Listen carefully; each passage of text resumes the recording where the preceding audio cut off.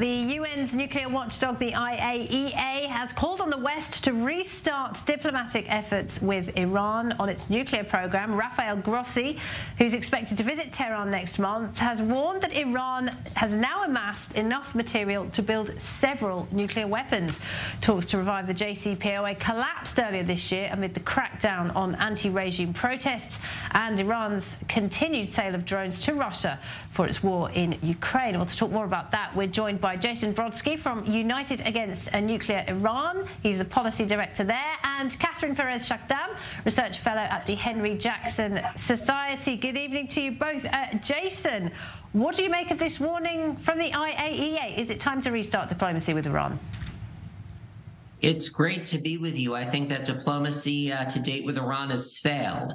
The United States needs to pivot to a deterrence strategy, and I think we're seeing that take place right now with the ongoing and very significant military exercise with the IDF, Juniper Oak 2023. And there needs to be the development of a credible military threat in order to deter Iran from taking further steps to advance its nuclear program. Catherine, is it not time to accept that international efforts to isolate Iran simply haven't worked? It's selling its oil, it's developing ties with Russia, and according to the IAEA, it's now coming alarmingly close to building a nuclear weapon. Wouldn't it? I think that we need to rejoin reality. Western capitals have tried containment, it didn't work. We have tried appeasement, it did not work. Quite clearly, we have preventing Iran from reaching nuclear capacity. And now we're facing the threat of nuclear Iran. It has become a reality.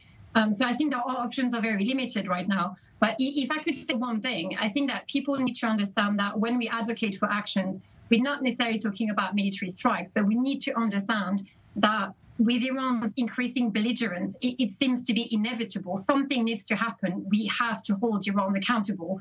This regime is abominable. It has proven time and time again that it refuses to abide by the rule of law and international law. And therefore, something needs to happen that forces the regime to withdraw behind its borders and to help protesters to be freed from its fascism. So I think time is up. I think that our options are almost completely spent. And we need to be a bit more pragmatic about things and understand that acting now rather than later would actually save us a lot of hardship, a lot of pain, and potentially terrorist attacks in our streets here in the West. We think that we're protected by geography. We are not.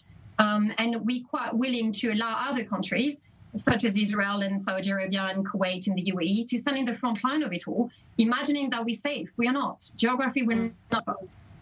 Jason, you've been arguing for a while now that Europe needs to do more to isolate Iran. It did impose sanctions this week, but stopped short of listing the IRGC as a terrorist organisation.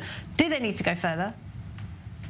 Yes, I think Europe has taken some important steps over the last few months, but they need to continue their sanctions campaign against the Islamic Republic. And part of that has to be a terrorism designation of the IRGC. The IRGC meets the legal criteria that the European Union is required to satisfy in order to list the IRGC as a terrorist entity. And it would not just be have substantive impact in the IRGC as toxic and as a terrorist organization in the European Union, and it would criminalize support for the IRGC, but it would also be symbolic in the sense that it would really be a recognition and a signal by the democracies of the world that they hear the calls of the Iranian people who are in the street chanting death to the IRGC. Catherine, speaking of sanctions, your organisation, the Henry Jackson Society, was actually singled out by the Islamic Republic. Tell us a bit about what happened. Well, I don't think that Tehran likes us very much at the Henry Jackson Society, so much so that they decided to blacklist us, which I think, is a credit to the organization and the work that we have collectively done, and the effort that we have in order to expose the agenda of the Islamic Republic and push, media coverage. So, I think it's great news. And also demonstrate that, by pushing against the regime, we are actually hurting the regime.